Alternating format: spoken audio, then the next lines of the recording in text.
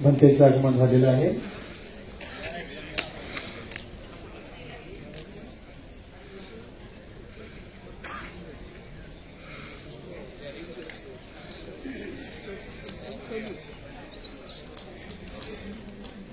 Sir यांना मी विनंती करतो की त्यांनी महाकारुणिक सिद्धार्थ गौतम बुद्ध, परमपूज्य बोधिसत्व डॉक्टर बाबासाहेब आंबेडकर, राष्ट्रपिता ज्योतिराव फुले, छत्रपती शाहू महाराज या महापुरुषांच्या विचारांना या ठिकाणी तीव्र अभिवादन करतो। आपण सर्वांना सप्रेम जय भीम, जय भीम, जय भीम। पूज्य भदंत विमलकीर्ती गुणसिंग यांचा परिचय सर्वांना आहे, पण तरीही त्यांचा या कार्यक्रमाच्या निमित्तानं ते परिचय देणं हे आमचे काय कर्तव्य समजतो। बंधू आणि भगिनींनो, खरं तर आजचा हा जो कार्यक्रम आहे बौद्ध समाज विकास महासंघाच्या माध्यमातून ठेवलेला, सगळ्यात महत्वाची भूमिका आमची आहे की बौद्धांना एकत्र करणं। पिंपरी चिंचवड शहरामध्ये 25 लाख लोकसंख्या आहे। या 25 लाख लोकसंख्येपैकी 2.25 लाख बौद्ध आहेत आणि 2.25 लाख बौद्धांना एकत्र करणे हे आमचा उद्देश आहे। आणि म्हणून त्या निमित्तानं आपण विहाराच्या माध्यमातून बौद्धांना एकत्र करत आहोत आणि म्हणून या कार्यक्रमाचं नियोजन केलेलं आहे। आज या ठिकाणी पूज्य भंते इथं आपल्याला उपस्थित झालेले आपल्याला धम्मदेशना देणार आहेत। त्यांच्या संदर्भात काही माहिती देणं हे आम्ही आमचं कर्तव्य समजतो।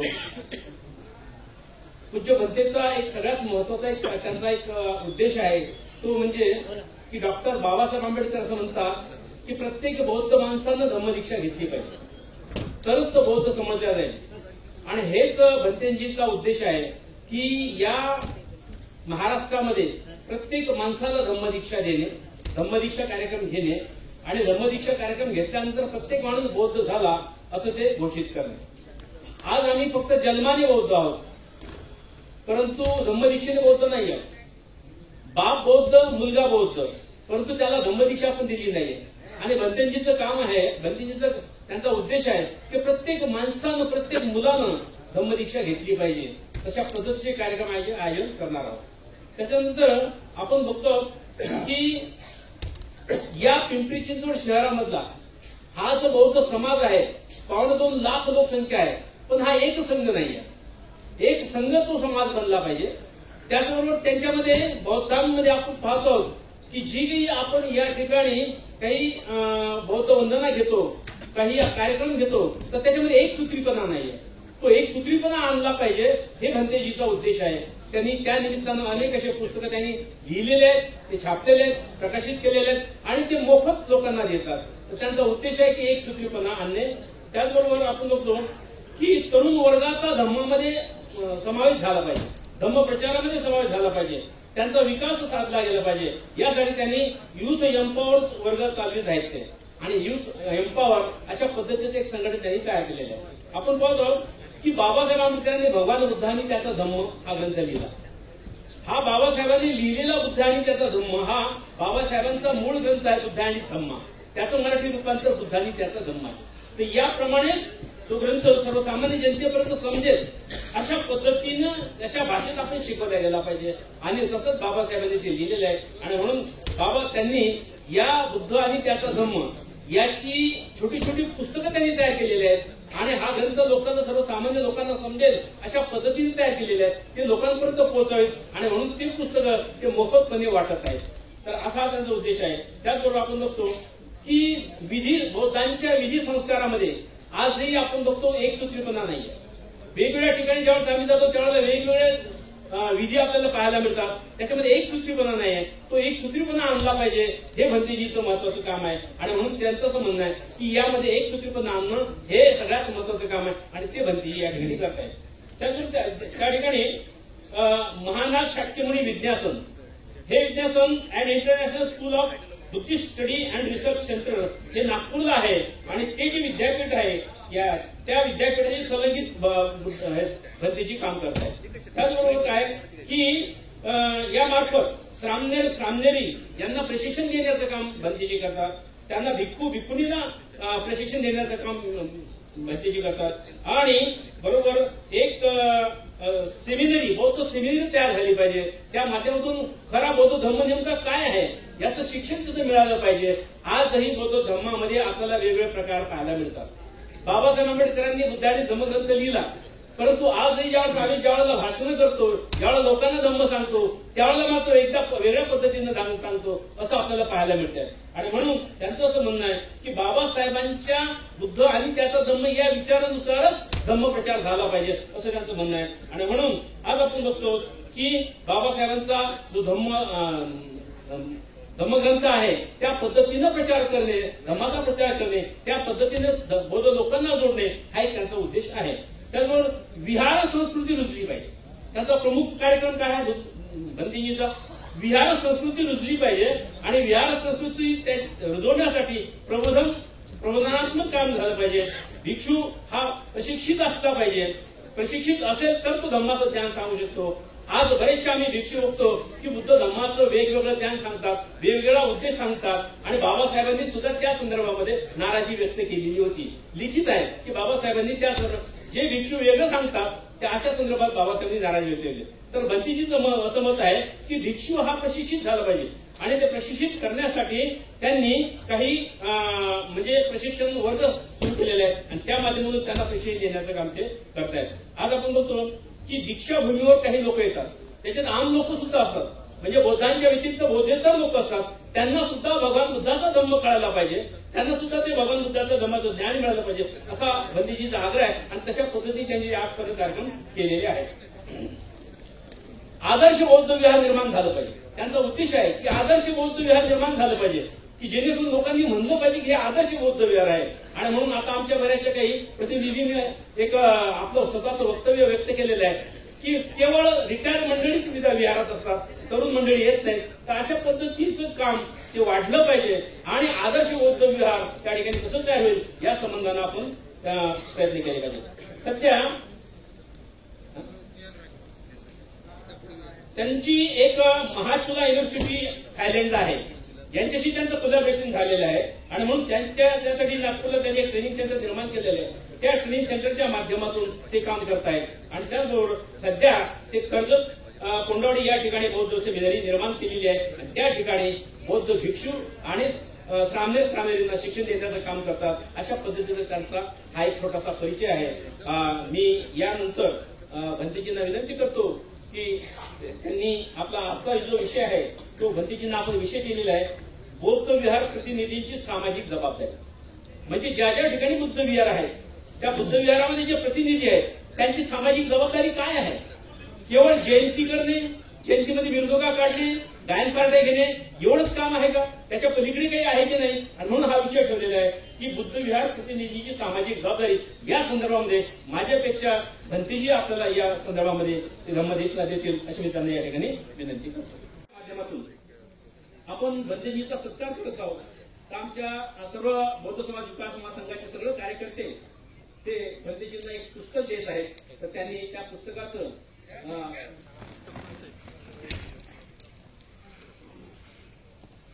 डॉक्टर आर साळुंके यांनी लिहिलेलं एक पुस्तक आहे.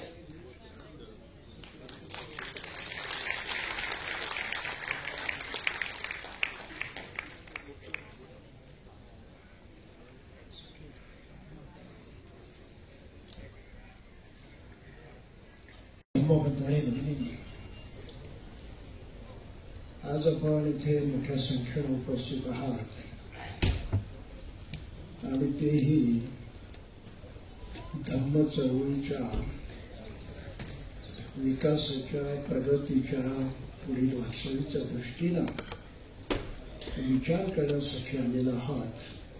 म्हणून मी आपल्या सर्वांचं अभिनंदन करतो आणि मोठ्या संख्येनं उपस्थित राहून आपण जी आपली जिज्ञासा आणि या बाबतीमधली काळजी किंवा संबंध प्रगट केलेला आहे त्याची मी नितांत प्रशंसा करतो.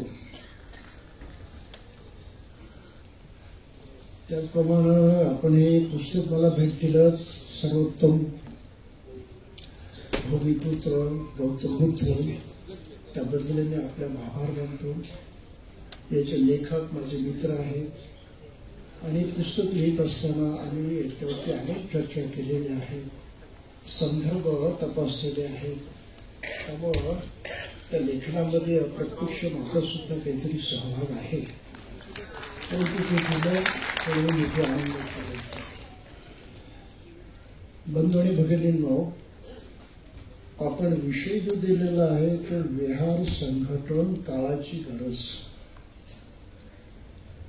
म्हटलं तर एक चांगला विषय आहे. आणि म्हटलं तर हा एक अयोग्य विषय आहे. चक्रावून जाऊ नका. चांगला विषय यासाठी आहे की बुद्ध धर्माच्या प्रचार प्रसाराचं मोठं कार्य हे विहारांच्या माध्यमातून झालेले आहे. ती विहार संस्कृती म्हणून विकसित झालेली आहे. आणि या संस्कृतीचं योगदान इतकं प्रचंड आहे की त्यांनी माणूस घडवला आणि त्याच्या विकासाच्या सर्व वाटा शिक्षणाच्या माध्यमातून मोकळ्या केल्या. थोडक्यात फक्त एकच वाक्यात आपल्याला कळेल की मानवजातीच्या इतिहासामध्ये फक्त बौद्धांची विहार ज्ञानाची केंद्र बनली, विद्यापीठं बनली, बाकी कुठलीही इतर धर्माची धर्मस्थानं बनलेली नाहीत. एवढ्या एका गोष्टीवरून बुद्ध विहारांचं महत्व आपल्या लक्षात यावं. वेळ कमी आहे, मी संक्षिप्तमध्ये बोलणार आहे. फक्त प्रामुख्यानं मुद्दे मांडणार आहे, त्याचं स्पष्टीकरण करण्यात वेळ घालवणार नाही. आणि या दृष्टीनं बुद्ध विहारांचं महत्व लक्षात आपण घेतलं तर मग साहजिकच प्रश्न निर्माण होतो की विहार इतकी सक्षम आहे, ती माणसं घडवतात, समाज घडवतात, माणसाला खऱ्या अर्थानं मनुष्य बनवतात, सर्व अर्थानं. तर मग त्यांचं संघटन करण्याचा प्रश्न येतोच कुठे? प्रत्येक विहार स्वयंपूर्ण आहे. प्रत्येक विहारामध्ये तेच काम चालतं, वेगवेगळी कामं नाही. आणि त्या कामाच्या माध्यमातून त्यातून निर्माण होणाऱ्या, प्रशिक्षित होणाऱ्या त्या समाजाच्या आचार विचारातून नेमकं योग्य तेच घडतं. त्यामध्ये सामंजस्यच असतं, त्यामध्ये एकताच असते. त्यांचं ऐक्य करण्याचा प्रसंग निर्माण होतच नाही. जरा तात्विक मुद्दा लक्षात घ्या. ही समस्या भारतातच फक्त निर्माण झालेली आहे, जगामध्ये कुठे नाही. किमान बौद्ध राष्ट्रांमध्ये कुठेच नाही. मी फिरलोय बऱ्याच ठिकाणी. फक्त भारतामध्ये बुद्ध विहारांचा प्रश्न निर्माण झाला आणि याच धर्तीवरती नागपूरमध्ये बुद्ध विहार समन्वय समिती निर्माण झाली. त्याचं थोडंसं वारं पुण्यात सुद्धा आलेलं आहे आणि इतर ठिकाणी सुद्धा चालू आहे. फार गहन प्रश्न आहे ज्याचा आपण सर्वांनी विचार केला पाहिजे की विहारांचं महत्व स्वयंसिद्ध, स्वयंपूर्ण असताना अशा प्रकारची आमच्यावरती वेळ काय आली?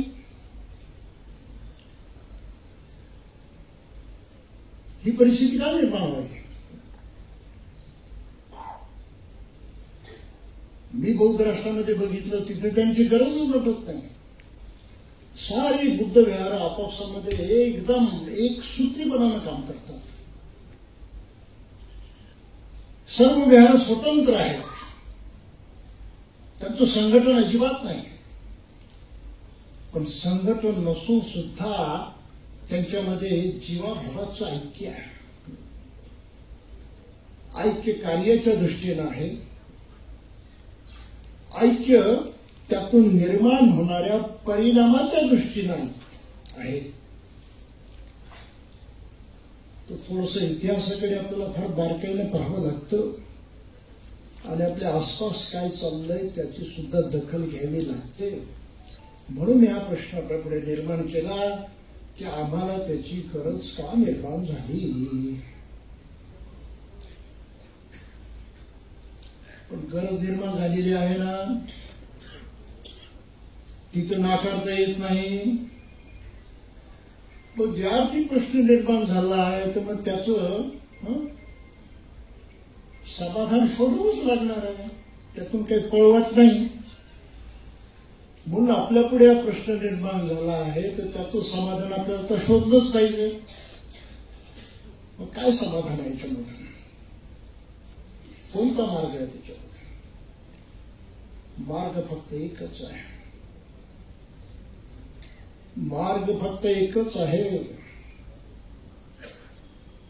बुद्ध विहार खऱ्या अर्थानं बुद्ध विहार झाली पाहिजे.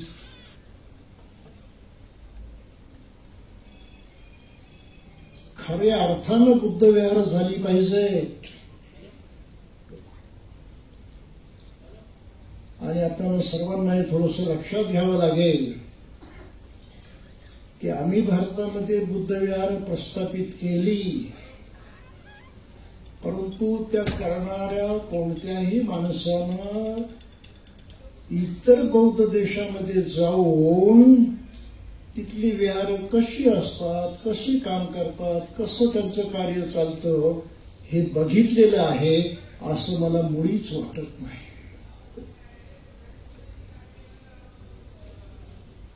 बुद्ध धर्म मुळात तिथे नवीन होता आणि ज्यांच्यावरती हा धर्माच्या भविष्याची जबाबदारी होती तेच आमचे मुख्य प्रणेते परमपूज्य डॉक्टर बाबासाहेब आंबेडकर गेले. त्यांच्या डोक्यात काय होतं, त्यांना काय काय कसं कसं करायचं होतं याचा कोणालाही आता पत्ता नव्हता. त्यांच्या तालमीत एकही मनुष्य घडलेला नाही. त्यांच्या तालमीमध्ये एकही मनुष्य घडलेला नाही. त्यांचे सहकारी होते अनेक आणि स्वतः बाबासाहेब कार्यामध्ये इतके व्यस्त होते की त्या सहकाऱ्यांना वेगळं प्रशिक्षण देण्यासाठी त्यांच्याजवळही वेळ नव्हता. म्हणून हकीकत ही आहे की बाबासाहेबांच्या तालमीत कोणीच तयार झाला नाही. आणि जे बाबासाहेबांच्या जवळ होतं त्यातलं कोणीच काही तसं घेतलं नाही, कोणाला ते घेता आलं नाही. आणि एक प्रचंड पोकळी निर्माण झाली आहे देशामध्ये. बाबासाहेब गेल्यानंतर नुसतं बौद्ध समाजामध्ये आणि त्यांच्या अनुयायांच्यामध्ये पोकळी झाली असं म्हणत नाही. माझं म्हणणं आहे संपूर्ण देशात एक पोकळी निर्माण झाली. देशात, फक्त त्या समाजात नाही. म्हणून बाबासाहेबांचा विचारही आपल्याला तितक्या खोलामध्ये जाऊन करावा लागतो. बुद्ध विहारांची आजची समस्या, जो प्रश्न निर्माण झालाय तो सोडवणं इतकं सोपं नाही. कारण त्यांच्या मुळाशी जी प्रेरणा होती ती परमपूज्य डॉक्टर बाबासाहेब आंबेडकरांची प्रेरणा होती. आणि कोणत्या उद्देशानं, कशासाठी, काय साध्य करण्यासाठी, काय सिद्ध करण्यासाठी त्यांनी बुद्धाचा धर्म अंगीकारला हे जर आपण समजू शकलो नाही तर आपण काही समजू शकत नाही.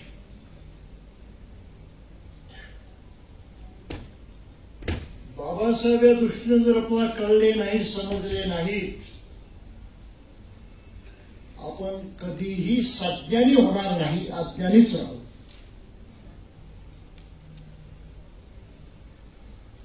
पहिला प्रश्न उपस्थित होतो तो असा की मुळात बाबासाहेबांना त्या बुद्ध धर्माच्या भानगडीत पडण्याची काय गरज होती?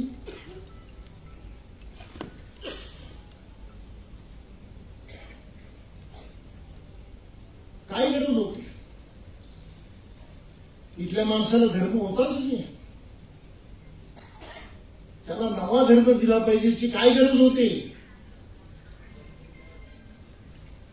आणि तशी गरज नव्हती हे आधुनिक काळामध्ये त्यांच्या अनुयायांनी सिद्ध करून दिला.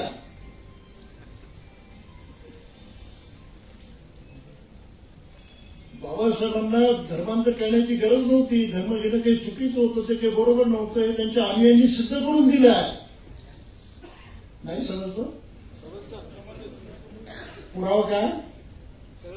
त्यांना मानणारी सारी माणसं 100% बौद्ध झालीच नाहीत मुळावर. खरं आहे की खोटं आहे? म्हणजे आम्ही बाबासाहेबांना त्यांची जागा दाखवली ना, तुमचा विचार चुकीचा होता, आम्हाला तो मान्य नाही, पण आम्ही काही बौद्ध बोलत नाही. त्यांना मानणारी जात सुद्धा 100% बौद्ध झालेली नाही. आणि ज्या साऱ्या शेड्यूल कास्ट शेड्यूल ट्राईब जे माणसातच जमा नव्हते, माणसाच्या समाजातून ज्यांना हाकलून दिलं होतं बाहेर, जे जवळ सुद्धा करायला तयार नव्हते, अशा त्या अनेक शेड्यूल कास्टच्या जातीचे लोक बाबासाहेबांचा धम्म दीक्षेचा बौद्ध धर्म घेण्याचा विचार कबूल करत नाही.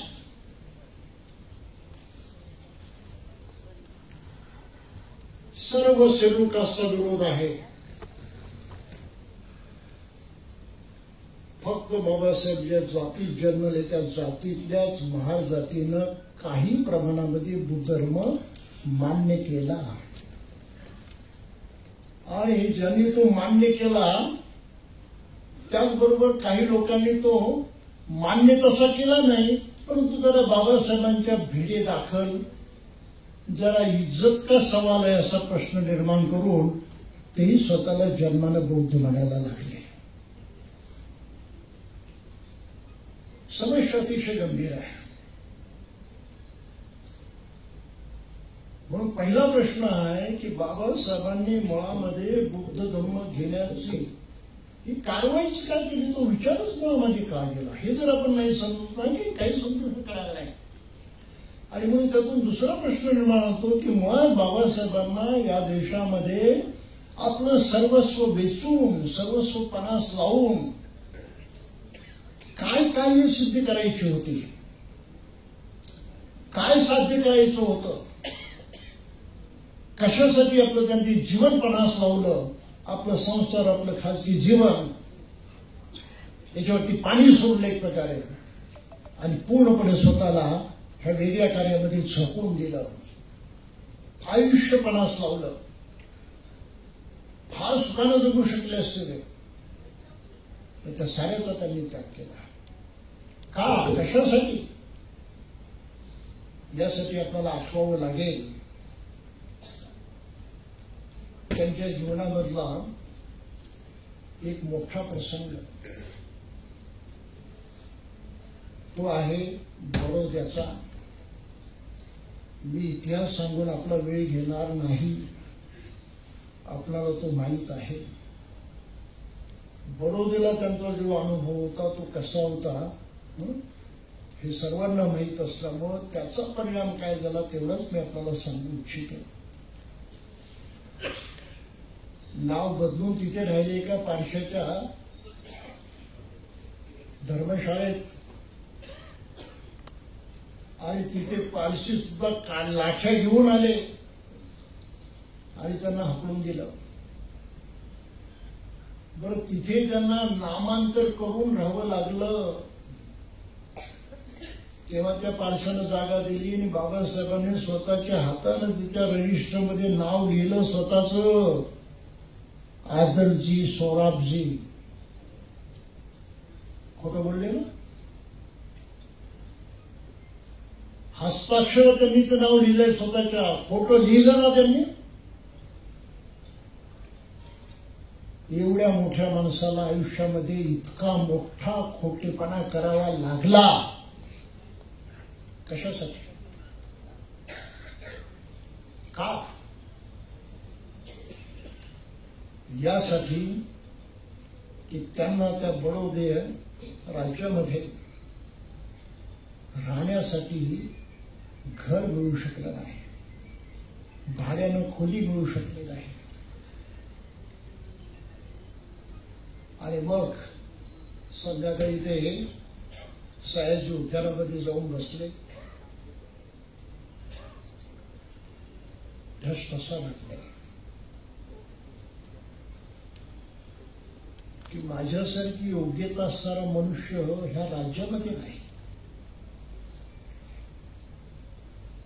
याचे जे अधिपती राजे सयाजी महाराज, त्यांच्यानंतर कोणाची योग्यता आहे असं जर विचार केला तर माझ्याशिवाय दुसरं कोणाचं नाव कोणाच्या तोंडी येणार नाही.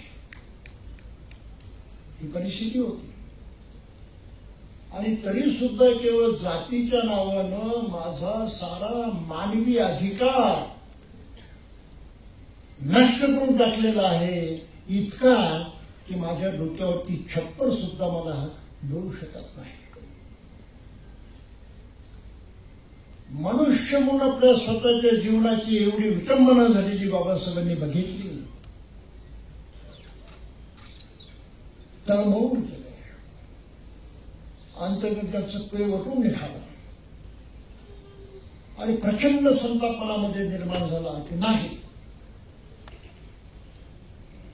माणसाचं एवढं धिंडवड्या देशामध्ये केलं जात आहे ते अजिबात चालू देता कामा नये, ते अजिबात खपवून घेता कामा नये. ज्या व्यवस्थेनं, ज्या विचारानं, ज्या संस्कारानं इथला मनुष्य अमानुष झालेला आहे ते नष्ट केल्याशिवाय कुठल्याच माणसाला माणसासारखं जगता येणार नाही.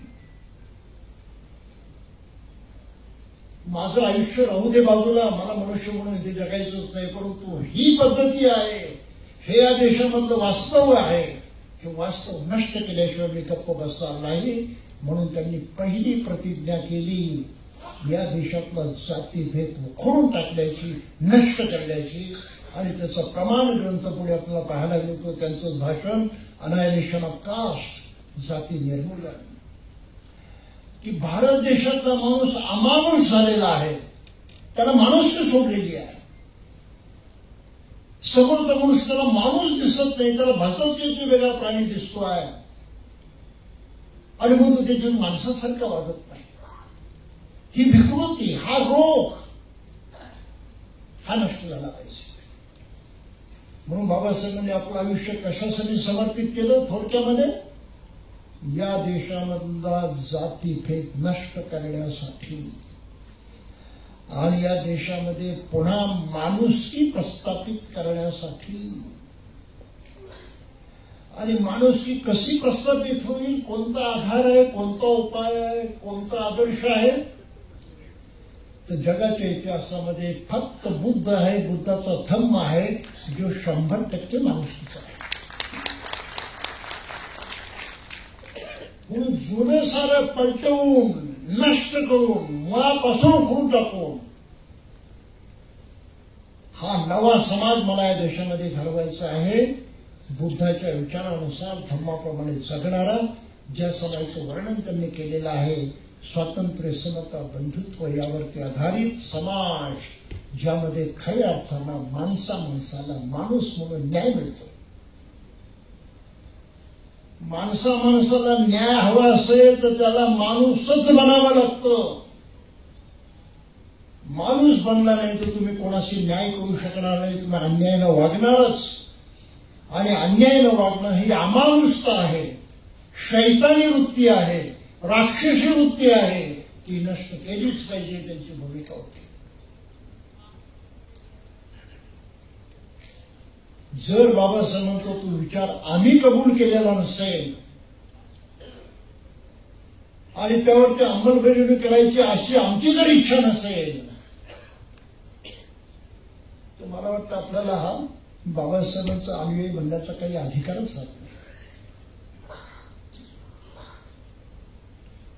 Absolutely, you have no right to call yourself Ambedkarite. आपल्याला आंबेडकरवादी म्हणून घेण्याचा खरोखर हक्क आहे. हा उद्देश आपण लक्षात घेतलेला आहे का इतक्या वर्षांच्या मध्ये? केलंय का कबूल की मला माझी जात नष्ट करायची आणि दुसऱ्यांची नष्ट करायची आहे, मला मनुष्य म्हणून बुद्ध धर्माचा स्वीकार करायचा आणि खऱ्या अर्थानं माणुसकीनं जगायचा आहे? केलाय आपण विचार? हा जर विचार केला नसेल तर आपण बाबासाहेबांच्या पासून कसं दूर आहोत असं म्हटलं पाहिजे. समस्या तिथून सुरू होते. या प्रश्नाचं मूळ तिथे आहे आणि 68 वर्षांनंतर आपण ते शोधण्याचा प्रयत्न करतो. ही आपली आजची नाजूक अवस्था आहे. समजून घेण्याचा प्रयत्न करा. या देशामध्ये सर्वांगीण परिवर्तन घडवून आणणं हे बाबासाहेबांचं जीवित कार्य होतं आणि त्या कार्यातली प्रमुख दोन सूत्र होतं. जुनं नष्ट करा, पूर्णपणे उखडून टाका आणि नवीन प्रस्थापित करा.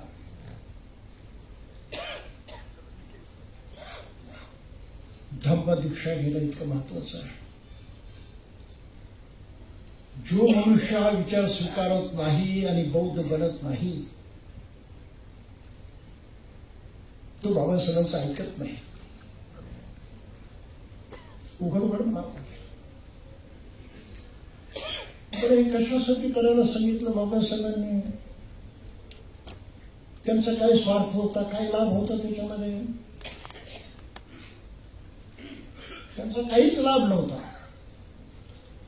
स्वतः एकट्यापुरतं त्यांनी बघितलं असतं तर भारतात जरी न्याय मिळाला नसता तर इंग्लंडमध्ये जाऊन राहिले असते आणि सुखानं जगले असते. काही प्रॉब्लेम नव्हता त्यांना. पण तो अखिल मानव जातीबद्दल त्यांच्या मनामध्ये जी कणव निर्माण झाली, जी करुणा निर्माण झाली, जी तळमळ निर्माण झाली, त्या तळमळीनं त्यांना शांत बसू दिलं नाही. त्यांना कार्य प्रवृत्त केलं आणि आपल्या जीवावरती उदार होऊन त्या कार्यामध्ये झोकून दिल्याचं तयार झाले.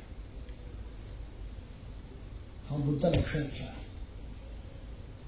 म्हणून माझं नेहमीच म्हणणं असतं की बाबासाहेबांचं अनुयायी बनणं सोपं नाही. अगोदर अनुयायी बनावं लागतं आणि अनुयायी बनायचं तर जे बाबासाहेबांनी केलं आणि करायला सांगितलं तेच करावं लागतं. आपल्या मनासारखं काहीतरी करून अनुयायी बनता येत नाही. कृपया ही गोष्ट पहिली लक्षात ठेवा.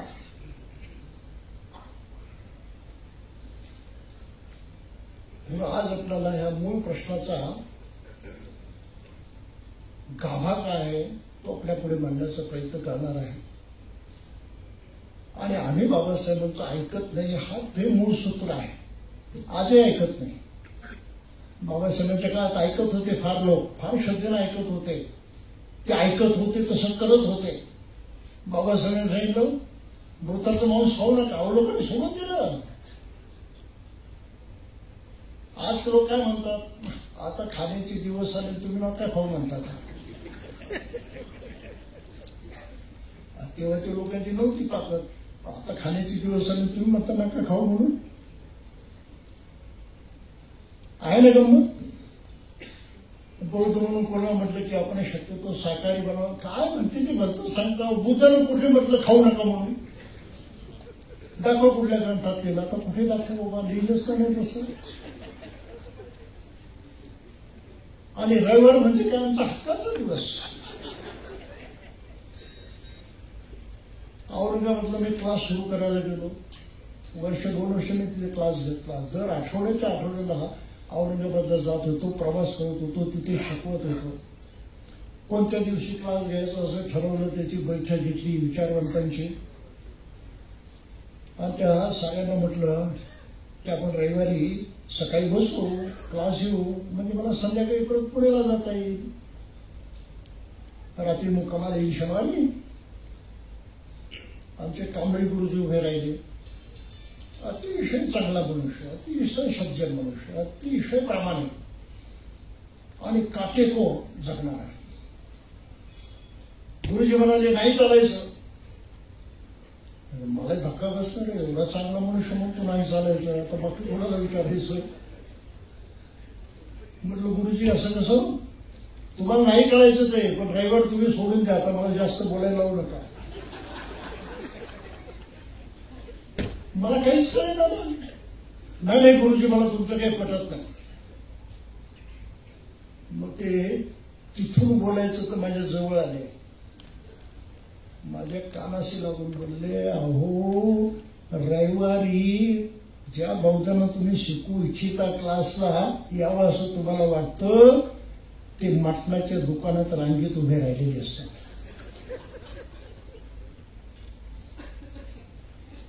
आणि दुपारी भरपेट खाऊन संध्याकाळीपर्यंत झोपून असतात.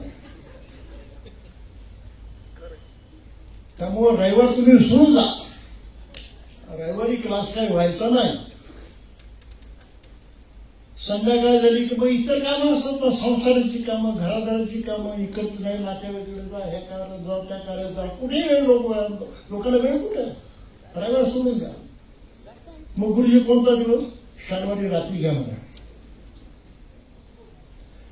ही परिस्थिती गावागावात वस्तीमध्ये आहे ना. बाबासाहेब म्हटले दर रविवारी विहारामध्ये जा. किती लोक जातात, आपल्यावरून जे ओळखायचं आहे ना. प्रॉब्लेम ऐकलं की आपण त्यांचं आपलं जुनं चालूच आहे. म्हणून बौद्ध बनणं सोपं नाही. एवढासा त्याग करण्याची इच्छा आपल्यामध्ये नाही आणि आपण चाललो बाबासाहेबांचा आदर्श गिरवण्यासाठी. त्यांनी आपला सगळ्या जीवनाचा त्याग केला, आपल्या सर्व सुखाचा त्याग केला, सर्व जे काही त्यांना अभिप्रेत होतं त्या सर्वांचा त्याग त्यांनी केला. आणि त्यांचं कार्य पुढे नेण्यासाठी, त्यांचं कार्य सिद्ध करण्यासाठी आपण एवढासा त्याग करू शकत नाही. काय म्हणणं याच्यावरती आपला. आम्ही बाबासाहेबांचं ऐकतच नाही. म्हणून काय काय ऐकत नाही तेवढेच फक्त मुद्दे मी आपल्याला सांगतो आणि हे भाषण मी संपवणार आहे, तर त्याचं स्पष्टीकरण करत नाही. फक्त प्रास्ताविक आपल्याला यासाठी जरा सविस्तर सांगितलं की आपल्याला पार्श्वभूमी लक्षात यावी, आपण कोणत्या स्थितीमध्ये काय विचार करतो ते आपल्या लक्षात यावं, म्हणून मी थोडीशी पार्श्वभूमी सविस्तर सांगितलेली आहे. आता पुढे मात्र मी फक्त मुद्द्याशीच बोलणार नाही. मुद्दा फक्त एकच आहे, बाबासाहेबांना मानणारा समाज बाबासाहेबांचं ऐकत नाही.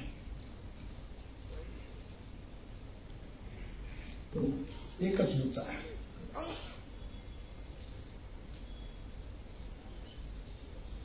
एकोणीसशे 24 साली बाबासाहेबांनी बहिष्कृत हितकांनी सभा स्थापन केली मुंबईमध्ये आणि आपल्या जीवन कार्याचा आरंभ केला. त्याचं घोषवाक्य ठरवलं त्यांनी, एज्युकेट, एज्युकेट, ऑर्गनाइज.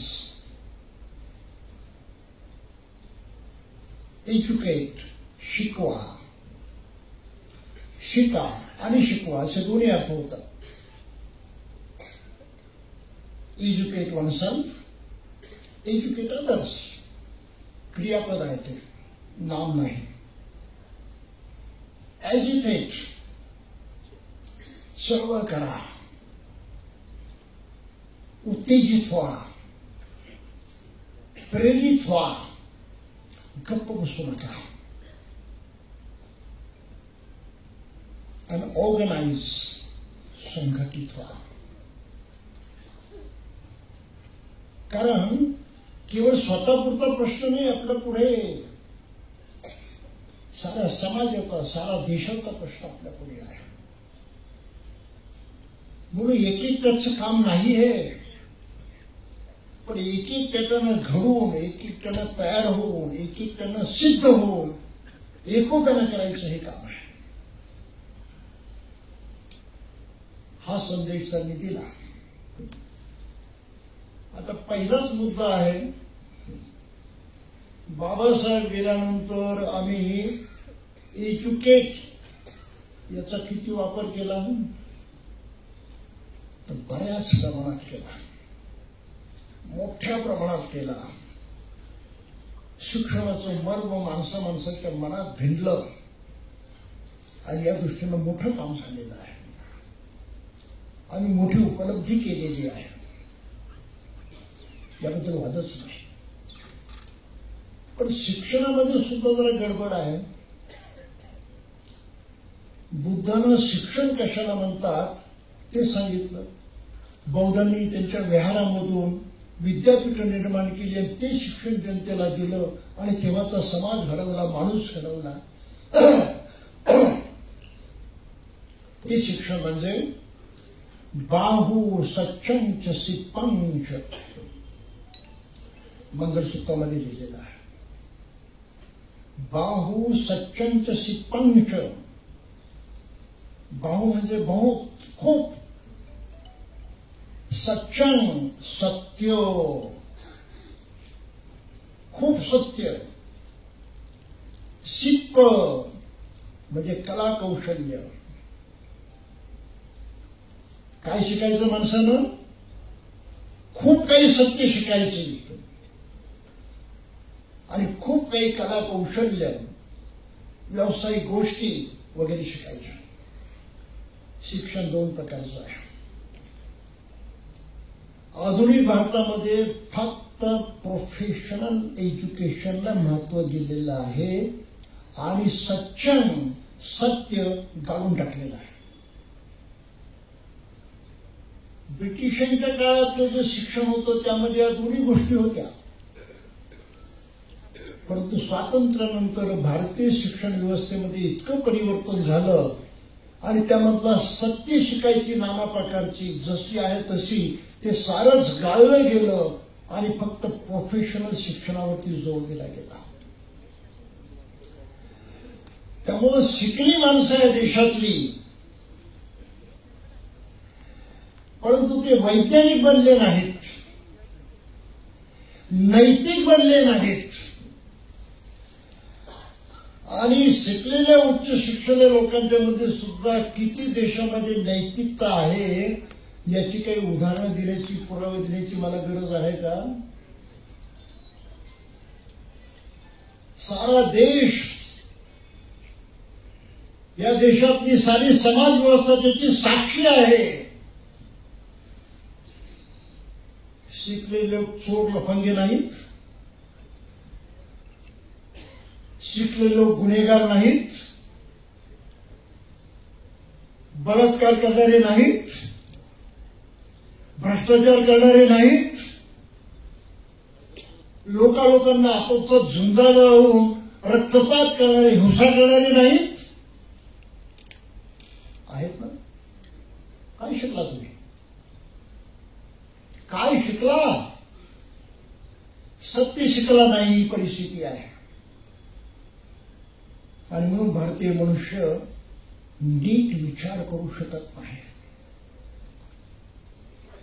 सगळं प्रोफेशनल शिकला, व्यवसाय शिकला, पोट भरण्याचं शिकला आणि पोट भरायला लागलं म्हणून सुधारला. म्हणून जी मागासवर्गीयांच्यामध्ये सुधारणा दिसते त्या सुधारण्यातलं मर्म लक्षात घ्या. सत्य शिकून, सत्य स्वीकारून सुधारणा झालेली नाही. कला कौशल्य स्वीकारून, कला कौशल्य शिकून सुधारणा झालेली आहे. आणि म्हणून शिकलेल्या माणसाला सुद्धा बाबासाहेब स्वीकाराविषयी वाटत नाही. अगदी स्पष्ट करून थोडं सांगतो.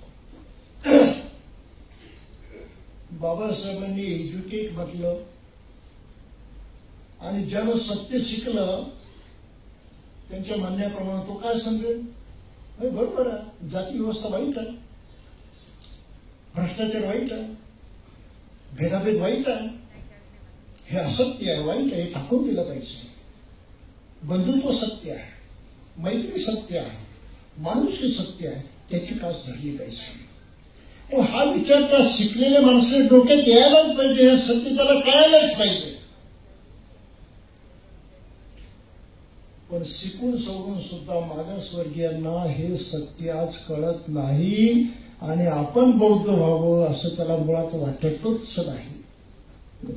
काय शिकवण्याची गरज आहे त्याला बौद्ध बन म्हणून? त्या शिक्षणामध्ये ते सामर्थ्य असलं पाहिजे की त्याला ते सत्य दिसलं पाहिजे. तर ते सत्य शिकण्याची सोय या देशामध्ये नाही. धंदा व्यवसाय शिकण्याची आहे. म्हणून बाबासाहेबांचा समाज शिकला, पण तो एक अंगाने शिकला आणि जे सत्य शिकायचं ते अंग त्यानं बाजूला सोडून दिला. ही वस्तुस्थिती आपण लक्षात ठेवा. कोणीही विचारून त्याचे अनालिसिस करत नाही, त्याच्यावरती लिहित नाही, त्याच्यावरती बोलत नाही. ही परत आपल्या विचारवंतांची गरज आहे. आणि बुद्धाच्या काळामध्ये विचारवंत कोणाला म्हणत होते? जे एकोप्याने एकत्रित येतात, एकोप्याने विचार करतात, एकोप्याने निर्णय घेतात, ते विचारवंत. आणि आधुनिक काळामध्ये आपल्याला कसे विचारवंत दिसतात? एकमेकाचं पटत होत नाही, एकमेकाच्या जवळ यावंसच वाटत नाही.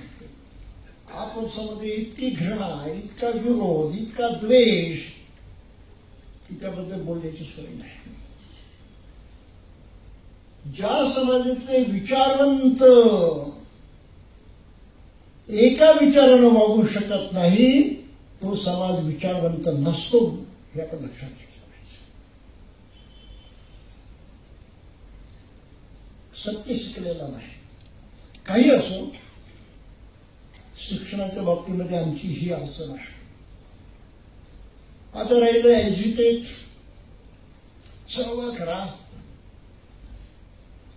उत्तेजित व्हा, चेतवा. आम्ही त्या इंग्लिश शब्दाचा अर्थच पलटून टाकला. आम्ही म्हटलं संघर्ष करा.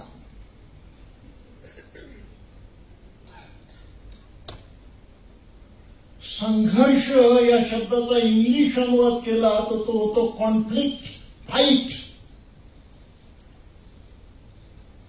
संघर्ष या शब्दाचा इंग्लिशमध्ये अनुवाद केला तर काय अनुवाद होतो? Fight, conflict. बाबासाहेबांचं इंग्लिश काय एवढं कमजोर होतं का की त्यांना हा शब्द दिसला नाही आणि त्यांनी एज्युकेट हा शब्द वापरला? काय म्हणणं आहे? आम्ही केलं ना बाबासाहेबांच्या शिकवणीचं वाटोळं. संघर्ष करून आम्ही माणसाच्या मनामध्ये राग करला. अरे दुसऱ्याची भान, त्याच्याशी संघर्ष कर, हा त्याचा अर्थ आहे ना? ही बाबासाहेबांची इमानदारी आहे? आपण विचार करा. तिसरा मुद्दा ऑर्गनाइज. तर बौद्ध समाज किती संघटित आहे, आंबेडकरी मनुष्य किती संघटित आहे, काही बोलायची सोय राहिली आहे का? आता पूर्वी तरुण असताना सिनेमा वगैरे पाहायचो मी. काही गाणी तेव्हा लक्षात असायची. त्यातलं आता आठवलं मला, दिल के तुकडे हुए हजार, कोई यहां गिरा कोई वहां गिरा. आहे ना परिस्थिती? काय ऐकलं आपण बाबासाहेबांचं? आज तरी आपण काय ऐकतोय सांगा मला?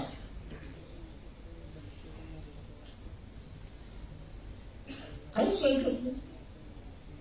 ऐकण्याची इच्छाच नाही मला. पुढचा प्रश्न,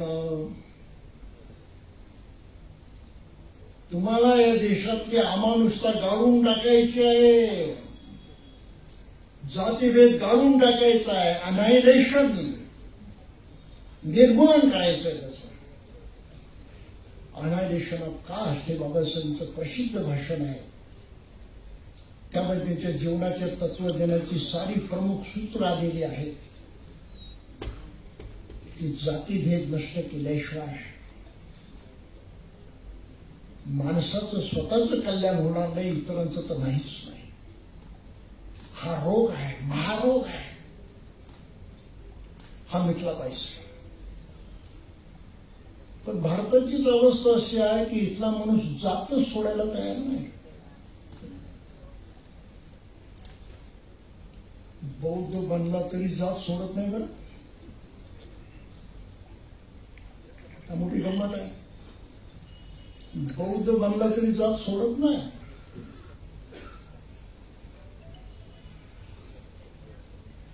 एक चांगला बौद्ध, मी माझ्या गुरुजींची गोष्ट सांगितली, कांबळे गुरुजी, फार चांगला बौद्ध मनुष्य, अतिशय चांगला मनुष्य, माझा परम मित्र तो, गेला बिचारा.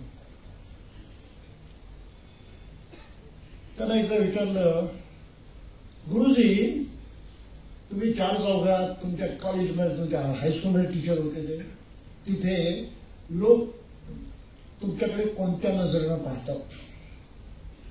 मला म्हणाले, काय म्हणायचं तुम्हाला? नाही म्हटलं, मला फक्त एवढंच म्हणायचं आहे की तुम्ही बौद्ध आहात ना? हो म्हणे, बिलकुल आहे. मग तुमच्याकडे लोक बौद्ध म्हणून बघतात का? मग चपकले. म्हटलं, तुमच्या शाळेत ख्रिश्चन शिक्षक आहे, त्याच्याकडे ख्रिश्चन म्हणून बघतात का? हो म्हणे. मुसलमान शिक्षक आहे, त्याच्याकडे मुसलमान म्हणून बघतात का? हो म्हणे. तुमच्याकडे? हा म्हणे, बोलताना तर म्हणतात तुम्ही बौद्ध आहात म्हणून, पण त्यांची नजर काही बरोबर नसते म्हणे. त्यांच्या नजरेमध्ये असतो हा खालचा आहे, हा आपल्या बरोबरीचा नाही. त्यांच्या वागण्यात, बोलण्यात, व्यवहार करण्यामध्ये हे मला कायम अनुभवास येतं की ते मला बौद्ध मानत नाहीत, आपल्या बरोबरीचा मानत नाहीत. खरं आहे की खोटं आहे? भारतामधली मोठी समस्या आहे. 5 कारणामुळे मनुष्य जातीभेदात अडकलेला असतो. पहिलं कारण आहे, देवाला मानतो म्हणून तो जातीभेदावरती विश्वास ठेवतो. देवानं जाती निर्माण केला असं सांगितलं जातं म्हणून. ज्यानं देव सोडला त्याची जात मेली, जात सुटली. जन्मानं जात चिकटवली जाती यावरती विश्वास ठेवतो म्हणून माणसं जातीला मानतात. लहान वयापासून घरामध्ये पोरांच्या डोक्यामध्ये जातीचं विष भिनवलं जातं. तू या जातीचा आहे, तो त्या जातीचा आहे, ती पोरं त्या जातीची आहे, त्यांच्यामध्ये वावरू नको, त्यांच्यामध्ये राहू नको असं त्याला शिकवलं जातं. विष त्याच्या मनामध्ये भरलं जातं. आणि जात निवडण्याची सोय नाही, जन्माबरोबर चिकटते. त्यामुळे तुम्हाला बदल ठेवतो, तुम्हाला काही करताच येत नाही, अडकलं तुम्ही. जन्माला काही चिकटत नाही. मनुष्य कर्मानं मोठा होतो, कर्तृत्वानं मोठा होतो. हा अनुभव माणसाचा, व्यावहारिक अनुभव दररोजचा. मग व्यावहारिक अनुभव एक सांगतो आणि हा धार्मिक अनुभव वेगळा सांगतो. तो चुकीचा दिसतो का? त्याला चुकून राहतो आपण. म्हणून बुद्धानं सांगितलं होतं, न जच्चा वसलो होती न जच्चा होती ब्राह्मणो, कम्मुणा वसलो होती कम्मुणा ब्राह्मण होते. आज बौद्ध बोलतात ते, पण तो कर्मावरती विश्वास ठेवत नाही. आपल्या पोरांना सुद्धा ते जन्मानंच धर्म चिकटवतात. जन्मानं बौद्ध आहे ना परिस्थिती. काय सुधारला, काय शिकला, काय विचार केला? ज्या एका सूत्रामुळं, ज्या एका कल्पनेमुळं ब्राह्मणी विचारधारेनं या साऱ्या देशाला गुलाम करून ठेवलं, ती कल्पना आपल्याला समजत नाही की किती भयंकर आहे. आणि ती सोडून दिली पाहिजे म्हणून बाबासाहेबांनी बुद्धाचा विचार स्वीकारला पाहिजे, हे आपल्या लक्षात येत नाही. काय शिक्षण आमच्या कामाचा असा प्रश्न निर्माण होतो यामध्ये. आम्ही जातीला चिकटलोच आहोत. इतकंच नाही तर आमच्या पोरांना आम्ही धर्म चिकटवतो. फक्त जगाच्या इतिहासात बुद्धाने त्याचा विरोध केला. आपण त्याच्यावरती जरूर विचार करा. तिसरा मुद्दा आहे नामकरण. मनुस्मृतीमध्ये कायदा केलेला आहे धार्मिक. मांगल्यम ब्राह्मणस्य क्षत्रियस्य बलान्वितं वैश्यस्य धन संयुक्तं शूद्रस्य जुगुप्सितं. की ब्राह्मणानं मंगलदायक नाव ठेवावं, क्षत्रियानं बलवाचक नाव ठेवावं, वैश्यानं संपत्ती सूचक नाव ठेवावं आणि शूद्रानं घाणेरडं वेडं वाकडं तिरस्करणीय जे नकोसं वाटेल असं नाव ठेवावं. आज तमाम मागासवर्गीयांची आडनावं वाईट आहेत, अपमानजनक आहेत, निंदनीय आहेत. गाढवे आहेतच ना, मोठा सन्मान आहे. वेडे आहेतच ना, गाडगे मडके आहेतच ना. अहो विदर्भामध्ये डुकरे सुद्धा आहेत. कुठल्याही आडनावामध्ये तसा अर्थ नाही चांगला, निरर्थक आहे, टाकाऊ आहे. आणि तरी सुद्धा बौद्ध बनलेली माणसं त्याला चिकटून राहिलेली आहेत. आहे ना खरं? बाबासाहेबांनी 1924 साली सांगितलं नामांतर करा. नावामुळे तुमची जात लोक ओळखतात आणि तुम्हाला तसं वागवतात. चांगलं नाव धारण करा, त्यांच्या डोक्यात जात निर्माण व्हायची नाही, तुम्हाला तसं वागवणार नाही. 24 साली सांगितलं बाबासाहेबांनी. आता 2025 साल आहे, 101 वर्ष झाली. आणि या 101 वर्षामध्ये बाबासाहेबांना म्हणणाऱ्या माणसांना हे अजूनही कळलं नाही की बाबासाहेबांनी किती मोठा सिद्धांत सांगितला, किती मोठं क्रांतीचं तत्व सांगितलं आणि ते आपल्याला करायला लावलं. आपण ते ऐकत नाही, आपण ते करत नाही. जास्त खुलासा मी करू इच्छित नाही, पण नामांतर केलंच पाहिजे. जात तोडायची असेल तर आज जात टिकून राहण्याचा फक्त एकच उपाय उरलेला आहे 5 पैकी, तो म्हणजे नामकरण. नाव, जातीचं नाव. चौथा उपाय आहे जातीचा धंदा. ते आता विस्कळीत झाले, तुटले बरेचसे. 5वा उपाय होता जातीच्या वस्त्या, त्याही आता विस्कळीत झाल्या, तुटल्या. 3च बंधनं राहिलेली आहेत, 2 तुटली, पण ती संपूर्ण तुटली नाही, खेड्यापाड्यात अजूनही आहे. देव राहिला, जन्मानं चिकटणं राहिलं आणि नाव राहिलं. ही 3 बंधनं बौद्धांनी तोडायला नको का? आंबेडकरी समाजानं या बाबतीमध्ये जे बाबासाहेबांनी सांगितलं ते ऐकायला नको का? आम्ही ऐकत नाही ऐकत आम्ही. तशीच वेळी व्याकरण आपली तशीच चालू आहे. मागे कुठेतरी मी वाचलं, एका लग्नाची जाहिरात. मोठे बोर्ड लावतात लोक, मध्ये चिन्ह वगैरे काढतात, मग वधूवरांची नावं नाही तर आडनावं देतात. एका बाजूला देतो बकरे आहे आडनाव,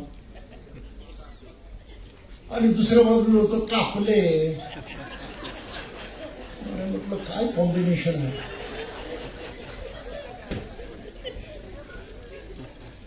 काही वाटत नाही आपल्याला की आपण काय नाव धारण केलं, आपण आपल्याकडे लोक कोणत्या नजरेने पाहतात.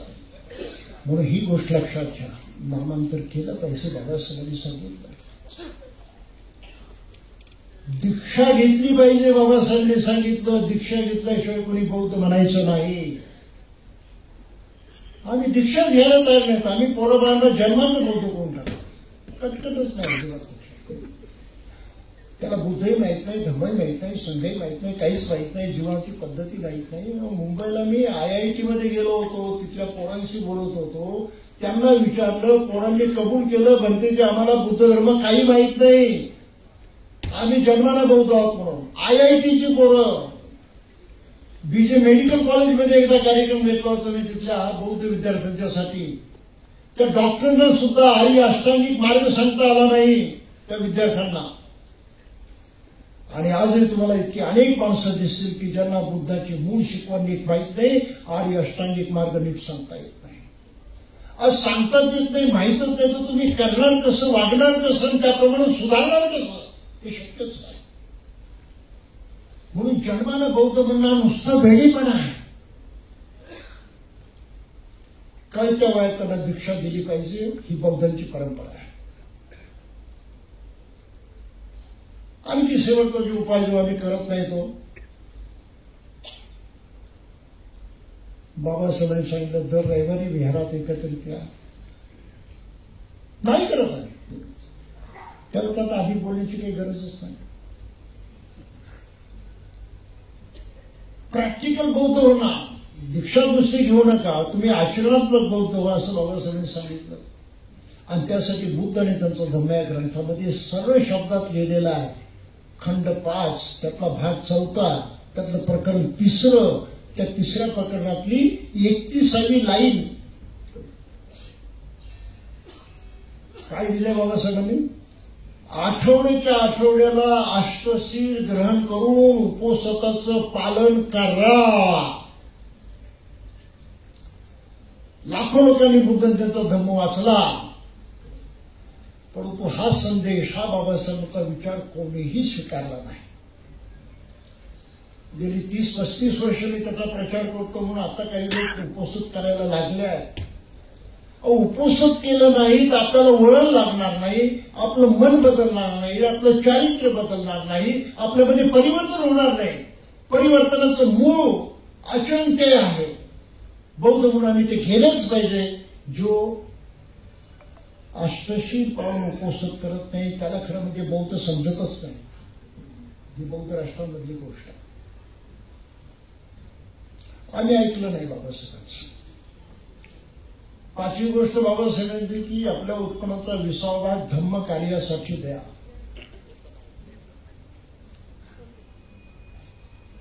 धम्म कार्यासाठी याचा अर्थ धम्माचा प्रचार प्रसार व्हावा, धम्म कार्याला हातभार लावावा असा आहे. आणि ते स्पष्ट सभागती सूचना त्यांनी बुद्धिस्ट सोसायटी ऑफ इंडियाच्या घटनेमध्ये दिली.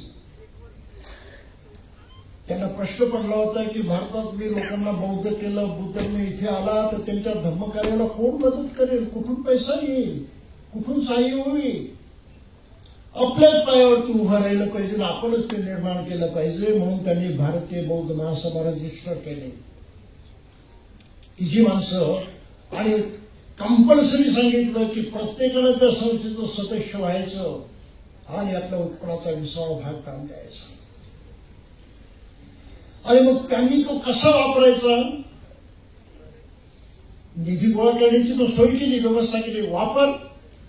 मग घटनेच्या मध्ये त्यांनी उद्दिष्ट लिहिली. त्या उद्दिष्टामध्ये पहिलं उद्दिष्ट आहे to promote the spread of Buddhism in India. भारतामध्ये बुद्ध धर्माचा प्रसार करण्यासाठी सहयोग देणं, हातभार लावणं, सहाय्य करणं. प्रचार असं म्हटलं नाही त्यांनी, प्रसार म्हटलं. Spread the Buddhism in India, not propagate Buddhism in India. त्यामुळे भारतीय बौद्ध महासभा त्यांनी धर्माचा प्रचार करण्यासाठी स्थापन केलेले नाही, धर्म प्रचाराला सहयोग देण्यासाठी, पाठिंबा देण्यासाठी, आधार देण्यासाठी स्थापन केलेली आहे. हे पहिल्याच वाक्यामध्ये लिहिलेलं आहे. धर्माचा प्रचार कोण करते? जे योग्य आहे ते, आणि तो योग्य आहे संघ. संघ प्रचार करेल, त्या संघाच्या प्रचार कार्याला सहाय्य करायचं, हातभार लावायचं. आणि म्हणून बाबासाहेबांनी म्हटलं होतं की संघ नुसता भिक्षेचा असून चालणार नाही, मला उपासक उपासिका यांना सुद्धा प्रशिक्षित करायचं आहे आणि त्यांना सुद्धा प्रचारक बनवायचा आहे. हा जागोचा विचार बाबासाहेबांनी मांडला होता आणि ते सुद्धा उद्दिष्ट म्हणून भारतीय बौद्ध महासभा घटनेत केलेला आहे. To establish seminaries for training the preachers. सेमिनरीची स्थापना करेल, त्यामधून प्रचार निर्माण करणं. आपण नाही करत आहे का? हातही घातला नाही त्याला. दुसरं उद्दिष्ट त्यांनी लिहिलं की विहारांची स्थापना करणं ठिकठिकाणी, की जेणेकरून सर्वसामान्य माणसाला तिथे जाऊन पूजा अर्चा करता येईल. ती तेव्हाची भाषा आहे. आणि या पद्धतीनं महाराष्ट्रामध्ये भरपूर विहार निर्माण झाली. लोकांनी जिद्दीनं केली, मोठ्या श्रद्धेनं केली. त्या साऱ्यांचं ऋण आपण कबूल केलं पाहिजे की काही का असेना, पण त्यांनी श्रद्धेनं ते काम केलेलं आहे. आणि हे धर्माचं काम आहे असं त्यांना वाटलं, पटलं, म्हणून त्यांनी ते केलेलं आहे. विहार खूप निर्माण झाले, वादच नाही त्याला. त्याबरोबर बाबासाहेबांनी तिसरं कलम लिहिलं. त्या कलमामध्ये लिहिलं की विहाराला जोडून शाळा आणि कॉलेजेस स्थापन केले पाहिजेत आणि त्यामध्ये मुलांना वैज्ञानिक आणि नैतिक प्रशिक्षण देण्याची सोय केली पाहिजे. मी सुरुवातीला आपल्याला सांगितलं की भारताच्या शिक्षण पद्धतीमध्ये परिवर्तन झालेलं आहे आणि सत्य शिकवण्याचा मामला इथून खतम केलेला आहे. फक्त प्रोफेशनल शिकवण्याची गोष्ट केलेली आहे. बाबासाहेबांच्या डोक्यात ते सारं होतं. म्हणून आम्हाला बौद्धांची शिक्षण पद्धती या देशामध्ये राबवली पाहिजे आणि खऱ्या अर्थानं त्या शिक्षण यंत्रणेचं रक्षण केलं पाहिजे आणि त्याचा विकास केला पाहिजे, त्यांची भूमिका होती. म्हणून त्यांनी पीपल्स एज्युकेशन सोसायटी स्थापन केली होती. त्या सोसायटीच्या वतीनं जाळं विणलं गेलं असतं संपूर्ण देशामध्ये.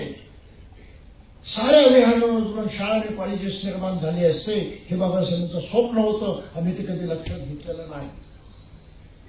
आज आम्ही दुसऱ्यावरती अवलंबून राहिलेलो आहे आणि त्यांनी नेमकं गरिबाच्या शिक्षणावरतीच हल्ला करून शिक्षण बंद पाडण्याचा उपक्रम सुरू केलेला आहे. सरकारी शाळा बंद केलेल्या आहेत. आहोत कुठे आपण? बाबासाहेबांची त्या दूरदृष्टीचा आम्हाला कधी अंदाजच आला नाही, आजही येत नाही.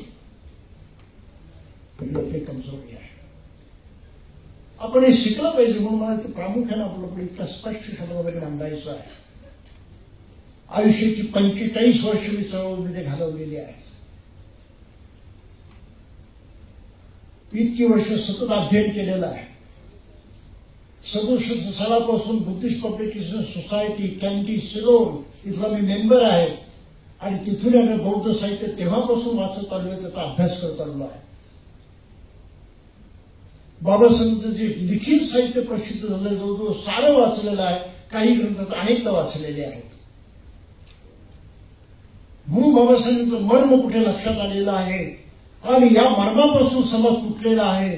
हे दृश्य मला बघवत नाही, त्याचं मला मोठं दुःख आहे. जर आपण आज बाबासाहेबांचं ऐकलं नाही, भविष्य चांगलं नाही. अंधकार आहे आजच्या मितीला. म्हणून नुसती वरवरची कामं करून चालणार नाही. आपल्याला मुळाशी हात घातला पाहिजे आणि तो मुळाशी हात घालायचा तर आज पहिलं काम केलं पाहिजे की आपण सर्वांनी बाबासाहेबांचं ऐकण्याचा दृढ निश्चय केला पाहिजे. ह्या एवढ्या गोष्टी मी सांगितल्यात आपण ऐकत नाही. त्या ऐकण्याची जिद्द प्रत्येक माणसाच्या मनात निर्माण झाली पाहिजे. जर माणसं ऐकायला आली तर ती विहारामध्ये येतील. विहारात आली तर त्यांच्यावरती संस्कार होतील आणि जे काही अपेक्षित कार्य होतं बाबासाहेबांना ते साकार होईल. आणि म्हणून विहारांचं सुद्धा सबलीकरण केलं पाहिजे. समन्वय नव्हे, संघटन नव्हे, त्यांची संस्था निर्माण करणं नव्हे, त्यांना सबल करणं, प्रबल करणं, सक्षम करणं याची खरी गरज आहे. कशी होतात विहार सक्षम? तर पूर्वीच्या काळामध्ये जेव्हा विहार परंपरा सुरू झाली, आज शेवटचं म्हणत आहे, तेव्हा पहिलं विहार भगवंतांना अर्पण केलं ते राजा बिंबिसाराला. राजगृहामधलं आपलं वेणूवर त्यांनी बुद्धाला अर्पण केलं. भगवान मी भिक्खू संघाला अर्पण करतो. का केलं? तरी भिक्षू भिक्षा मागतात, भिक्षा संपली की राजा मागतात, कुठेही राहतात. अगं त्यांच्याजवळ एवढी सुखाची विद्या आहे. बुद्धाचा धर्म म्हणजे सुखाची विद्या. माझ्या प्रजेला सुख मिळालं पाहिजे, त्यांना ती विद्या मिळाली पाहिजे. परंतु हे भिक्षू जेवतील आणि इराणावर निघून जातील. माझ्या प्रजेनं आपला घर प्रपंच पाहून त्यांच्याकडे शिकायला कसं जायचं? कोणाला वेळ आहे? काय सोय आहे? कुठे असेल भिक्षू? काय पत्ता आहे? माझ्या प्रजेला हे ज्ञान मिळायचं नाही.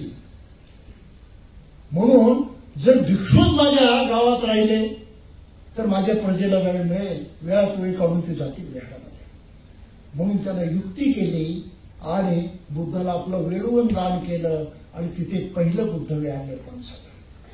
भिक्षू राहायला लागले, संसारातून वेळ काढून लोक यायला लागले, शिकायला लागले, बौद्ध बनायला लागले आणि ती परंपरा प्राचीन भारतापासून विकसित होत गेली.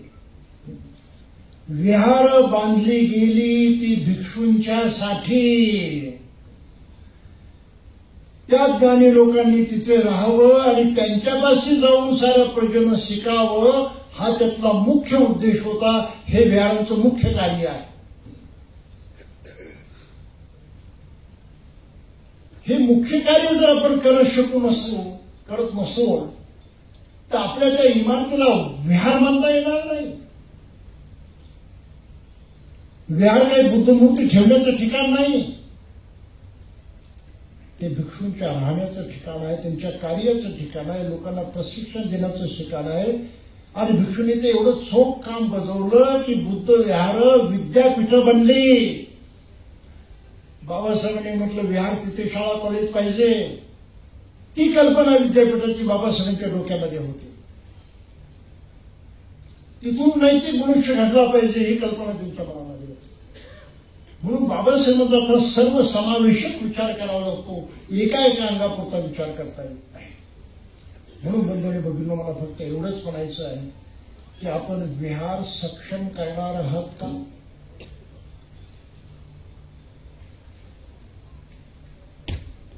विहाराचं संचालन कार्य ह्या विहार संस्कृतीच्या परंपरेने चालणार आहेत का?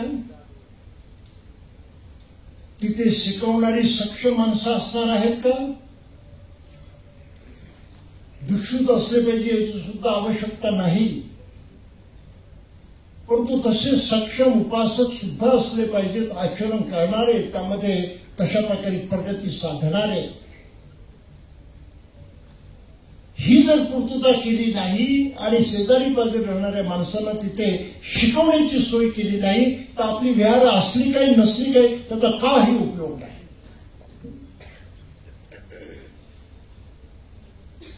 शाळा सुरू केल्या तर तिथे शिक्षक कोणाला नेमलं जातं का? वस्तीमध्ये लोक म्हणतात का रे तू शिक्षक बन, तू हेडमास्टर बन, तू अमुक बन. गावातल्या लोकांनी विहार बांधलं, शाळा बांधली, असं करतात का? आता शाळा चालवायची कसं? आणि स्वतः काम आहे, तू पण शिक्षक, तू पण मुख्याध्यापक, असं चालतं का? नाही चालत. तिथे प्रशिक्षितच असावे लागतात, शिकवण्याची योग्यता, ताकद असणारे असावे लागतात. म्हणून बुद्ध विहार परदेशामध्ये जी चालवली जातात ती फक्त संघाच्या माध्यमातून चालतात. कार्य करतात माणसं, कार्यकारी मंडळ असतं, पण ते कायदेशीर नसतं, तसं स्वयंस्फूर्त असतं. लोक स्वतःच्या इच्छेनं वेळ देतात आणि त्याला म्हणतात सेवा देणं. ही विहारामध्ये सेवा देण्याची जी परंपरा होती तीच पुढे भारतामध्ये रुजली आणि त्यामधून कारसेवा हा प्रकार निर्माण झाला. ऐकला शब्द कारसेवा? त्यातून निर्माण झालेली आहे ती पद्धती, पण त्याचं मूळ लोक आता विसरून गेलेले आहेत. म्हणून बुद्ध विहारामध्ये सेवा देण्यासाठी अशी श्रद्धाळू माणसं, आचरणशील माणसं आपलं कर्तव्य बजावतात. जितके दिवस सेवा देतात तेवढं सेवा देतात. कोणी अकाउंट्स ठेवण्याचं काम तर तो मनुष्य ते काम करेल, कोणी दुरुस्ती वगैरे करायची त्याकडे कोणी लक्ष देईल. जे काही काम पडेल त्या कामाची जबाबदारी लोक उत्स्फूर्तपणे घेतात आणि त्यांना म्हणतात आरामिक. कारण बुद्ध विहाराचं मूळ नाव आहे आराम. म्हणून विशाखेने विहार बांधलं, त्याचं नाव काय? पूर्वाराम. अनाथ पिंडकाने विहार बांधलं, त्याचं नाव काय? अनाथ पिंडकस्य आराम म्हणून मूळचा शब्द आहे आराम. पुढे त्याला विहार वगैरे म्हणायला लागली, ती नंतरची गोष्ट आहे. तर ह्या विहारांची सेवा करणारे त्यांना आरामिक म्हणतात आणि ते उत्स्फूर्तपणे सेवा देतात. त्यांचं कुठलं संघटन नसतं, त्यांना कुठलं मानधन नसतं, त्यांना कुठला पगार पाणी नसतो, त्यांना कुठले अधिकार नसतात. ते संघाची सेवा करतात. संघ जे म्हणते ते करतात. संघाला जे पाहिजे त्याची पूर्तता करतात आणि संघाच्या वतीनं होणारं कार्य जे आहे त्याला हातभार लावतात. ही विहारांची पद्धती आहे, त्याला विहार म्हणतात. म्हणून आपल्याला आज पहिलं काम केलं पाहिजे की आमची विहार सक्षम बनवली पाहिजे. आणि ती सक्षम बनवायची असेल तर आपल्याला काही लोकांना तरी योग्य प्रकारे प्रशिक्षित केलं पाहिजे. विहाराची नितांत गरज आहे धर्मप्रचारासाठी. आजच्या काळाची असं समजू नका, सर्व काळाची ही गरज आहे. There is no doubt about that. विहार पाहिजेतच, ज्याप्रमाणे दवाखाने पाहिजेतच. पण दवाखाने आहेत आणि तिथे डॉक्टर नर्सच नाही तर चालेल का? औषधं भरपूर म्हणजे सोयी सवलती साऱ्याच आहेत, फक्त 2 प्राणी तिथे नाही, डॉक्टर आणि नर्स. आहे का त्या दवाखान्याचा काही उपयोग? शाळा बांधली पण शिक्षकच नाहीत. व्यवस्थापक सारेच आहेत. ऑफिस सुपरिटेंडेंट आहे, कॅशियर आहे, क्लर्क आहे, प्यून आहे, सारे काही आहे. शाळा नाही चालत. शिक्षक पाहिजे असावे लागतात. आणि शिक्षक असेल तर त्याला इमारती 4 भिंतीची गरज नाही, तो उघड्या मैदानामध्ये सुद्धा शाळा चालवतो. खरं की खोटं आहे? आणि इतिहास काळ घडलेला आहे. भिक्षूंनी कोणाला उपदेश केला? लोकांना उपदेश केला. रस्त्यामध्ये केला, झाडाखाली बसून गेला. अहो, बुद्धाचे कितीतरी प्रवचनं झाडाखाली बसून दिलेली आहेत. लक्षात घ्या आपण. म्हणून धम्मप्रचार करण्यासाठी तशा प्रकारची लायक योग्य माणसं निर्माण करणं ही आपली फार मोठी गरज आहे. आणि त्यामधून ते विहार सबल होतील, सक्षम होतील. आणि हे काम करण्यासाठी मी महानाथ शाक्यमध्ये विचारसन ही सेमिनरी स्थापन केली. ज्यांनी मदत करायची त्यांनी केली, पण फारसं काही काम होऊ शकलं की फार मदत काही मिळाली नाही. आणि international school of Buddhist studies and research हे कॉलेज सुद्धा मी निर्माण केलं. आणि थायलंडच्या बौद्ध विद्यापीठाशी ॲफिलिएशन करून नागपूरमध्ये पहिलं बौद्ध विद्यापीठाची शाखा ओपन करण्याचा मी प्रकल्प हाती घेतला होता. परंतु पुरेसं सहाय्य न झाल्यामुळं मला ते सारं बंद करावं लागलं आणि नागपूर सोडावं लागलं. एवढी उदासीनता लोकांच्यामध्ये. जेवढी मदत करायची तेवढी मदत नाही झाली. 10 वर्ष मी प्रयत्न केले. शेवटी नाही सारं बंद करू मला नागपूर सोडावं लागलं. जे भिक्षू काम करतात त्यांना जर समाज सहाय्य करत नसेल तर धर्माचं काम होईल कसं? कुठे होत आपण? बौद्ध राष्ट्रामध्ये अशी प्रथा आहे की जे भिक्षू काम करतात त्या देशातल्या कानाकोपऱ्यात असणारी माणसं सुद्धा आहेत तिथून त्याला मदत करतात. मी स्वतः थायलंडमध्ये बघितलं. माझे जे परममित्र तिथे आहेत त्यांनी एका विद्यापीठाचे ते व्हाईस चान्सलर होते, आता रिटायर झाले. त्यांनी आपल्या गावामध्ये विहार बांधण्याचं म्हणजे होतं ते विहार, त्याचं नूतनीकरण करण्याचं मोठं काम हाती घेतलं. सुमारे 5 कोटी रुपये त्यांना लागत होते. मी जेव्हा 2 वर्षांतर गेलो तर त्यांचं विहार कंप्लीट. मला फार आनंद झाला आणि फार आश्चर्य वाटलं. त्यांना म्हटलं, भंतेजी तुम्ही एवढ्या 2 वर्षामध्ये एवढं काम कसं काय पूर्ण करू शकला? झालं असं झालं म्हणे. मग त्यांना मी कळीचा प्रश्न विचारला. म्हटलं तुम्ही फंड कसे गोळा केले? फंड कसे गोळा केले? ते माझ्याकडे आश्चर्य बघायला लागले. व्हॉट डू यू मीन? तुम्हाला काय म्हणायचं? नाही म्हटलं तुम्ही यासाठी पैसा कसा गोळा केला? आणि मला कुठे काय करावं लागलेलं आहे, मी फक्त जाहीर केलं आणि मला जाणणारी, मना ओळखणारी संपूर्ण देशातली माणसं मदत करायला लागली. 2 वर्षात हे काम उभं राहिलं. ही बौद्धांची नियत आहे तिथे. ती उदारता, तो दृष्टिकोन बौद्धांच्या मध्ये इथे निर्माण झालेलं नाही. याचं कारण आहे की ते मत खऱ्या अर्थानं बौद्ध झालेलं आहे, कमजोरी आहे त्याच्यामध्ये, म्हणून ही भावना निर्माण झालेली नाही. पण ही जर भावना निर्माण झाली तर बंधूंना एक गोष्ट लक्षात ठेवा, या देशाची शिक्षण व्यवस्था बौद्धांच्या मुठीमध्ये येईल आणि त्या मुशीतून तयार होणारी माणसं हा भारत बौद्धमय करण्यास सिद्ध होतील. हे बाबासाहेबांचं दूरचं स्वप्न होतं, त्या स्वप्नाला योगदान देणं आपलं कर्तव्य आहे. ते स्वप्न त्या ताकदीनं प्रत्यक्षात आणण्याचा प्रयत्न करणं आपलं कर्तव्य आहे. आणि त्या दृष्टीने आपण जिथे आहोत, जसे आहोत, तिथे किमान आपलं आहे ते विहार सक्षम करणं हे आपलं कर्तव्य आहे. आणि ते सक्षम करायचं असेल तर बाबासाहेबांचा 5 कलमी कार्यक्रम आपण कृतीत आणला पाहिजे. आपल्या घरात प्रत्येकाला दीक्षा देऊन बौद्ध केलं पाहिजे. आपल्या नात्यातल्या प्रत्येकाला दीक्षा देऊन बौद्ध केलं पाहिजे. जन्माला बौद्ध होण्याची ब्राह्मणी चाल सोडून द्या, ब्राह्मणी विचार सोडून द्या. ज्याने या देशाचं इतकं प्राणकुटीचं नुकसान केलेलं आहे, तो विचार, तो सिद्धांत टाकून द्या. त्याची अत्यंत आवश्यकता आहे. म्हणून जन्माला कोणाला बौद्ध म्हणू नका. नंबर 1, आडनावं ताबडतोब सोडून द्या. ज्या नावानं तुम्हाला त्या जातीचं मानलं जातं, ती जात जर नष्ट करायची तर पहिलं आडनाव सोडा. एखादी दीक्षा नाही घेतली तर चालेल, आडनाव पहिले सोडा. जर मागासवर्गीयांनी चांगली आडनावं घेतली तर लक्षात घ्या, भारतातल्या जाती व्यवस्थेला भूकंपासारखे प्रचंड धक्के बसतील, सुनामी आल्यासारखी परिस्थिती निर्माण होईल आणि जाती व्यवस्थेत मोठं गंडांतर येईल. साधा विचार नाही तो, आपण त्याचा एवढा खोल विचार केला पाहिजे. तिसरी गोष्ट आहे, कृपया विहारामध्ये यायला लागा.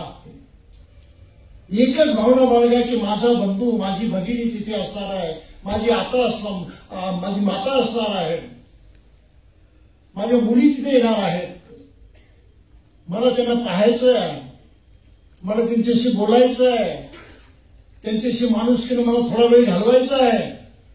आमच्यामधला स्नेह, आमच्यामधली मैत्री, आमच्यामधली माणुसकी मला वाढवायची आहे. म्हणून त्यांच्या 2-4 मिनिटाच्या दर्शनाखाली साठी का होईना मी विहारात जाणारच. एवढा जरी संकल्प केला तरी आपण या देशामध्ये क्रांती घडवून आणू शकतो. ही गोष्ट लक्षात घ्या. अक्षरशः क्रांती साधी गोष्ट नाही. जोपर्यंत आपण एकत्रित यायला लागत नाही तोपर्यंत एकमेकांना समजू शकत नाही. जोपर्यंत एकमेकांना समजू शकत नाही तोपर्यंत आपल्यामध्ये कुठलीही ऐक्याची भावना निर्माण होऊ शकत नाही. ऐक्य करायचं असेल तर संपर्कात येणं महत्वाचं आहे. आणि तो संपर्क म्हणजे बुद्धविहारामध्ये दर रविवारी एकत्रित येण्याची गोष्ट. उपवास शिका, त्याची फार गरज आहे. पुण्यात आता बरीचशी माणसं त्या दृष्टीनं सावध होऊन प्रचार करतात. कृपया ते करा. स्वतःच बदल झाल्याशिवाय, स्वतःची प्रवृत्ती बदलल्याशिवाय सुधारणा होत नाही. म्हणून त्या सुधारणेला अगोदर हात घाला. ही 3 कामं जरूर करा आणि संघालाच मदत करा. जे भिक्षू योग्य काम करतात त्यांना मदत करा. 5% नाही तर 1% अर्धा% नाही, फूल नाही फुलाची पाहिजे, एखादा पैसा तरी द्या. एवढी तरी नियत आपल्यामध्ये असली पाहिजे. अतिशय महत्वाची गोष्ट आहे. म्हणून आज बुद्धविहार संघटन काळाची गरज या विषयाचा उहापोह करताना आपल्याला किती खोलात जावं लागलंय ते पहा. कुठून दुरुस्ती करायची, कुठून कामाला सुरुवात करायची तर लक्षात घ्या. वरवरच्या कामाकडे कृपया फार लक्ष देऊ नका. पायाच जर मजबूत नसेल तर त्याच्यावरती तुम्ही जे उभं कराल ते कोसळल्याशिवाय राहणार नाही. आणि म्हणून पायाच मजबूत नसल्यामुळं बौद्ध समाजानं बाबासाहेबांनंतर जे जे काही केलं ते सारं कोसळलं. काही टिकलं नाही, काही सिद्ध झालं नाही. आम्ही सगळीकडे हारलेलो आहोत. इतकंच नाही तर बाबासाहेबांनी जे कमावलं, बाबासाहेबांनी जे मिळवलं, बाबासाहेबांनी आम्हाला जे दिलं ते सुद्धा आम्ही जास्तीत जास्त गमावून मोकळे झालेलो आहोत. हे सत्य कृपया सर्वांनी लक्षात घ्यावं आणि आज हा प्रण करावं की नाही, मी बाबासाहेबांचं ऐकणारच.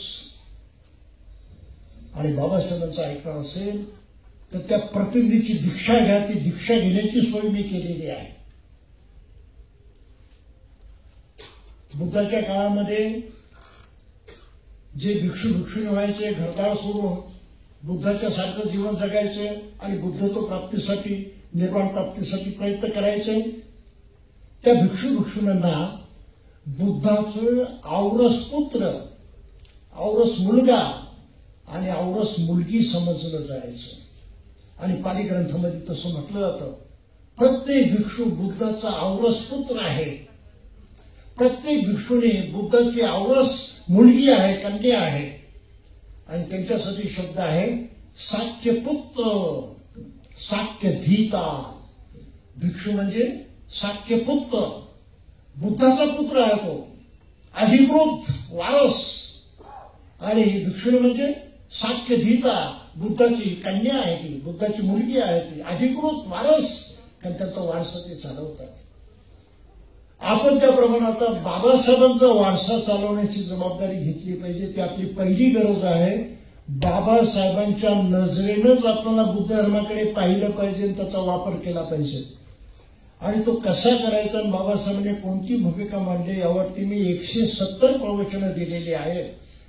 भगवान बुद्ध आणि त्यांचा धम्म या ग्रंथावरती ती युट्यूबवरती उपलब्ध आहे. तुम्ही ती जरूर ऐका. घरात बसला बसला तुम्हाला बुद्ध आणि त्यांचा धम्म शिकता येईल. संपूर्ण ग्रंथ 170 प्रवचन आहे.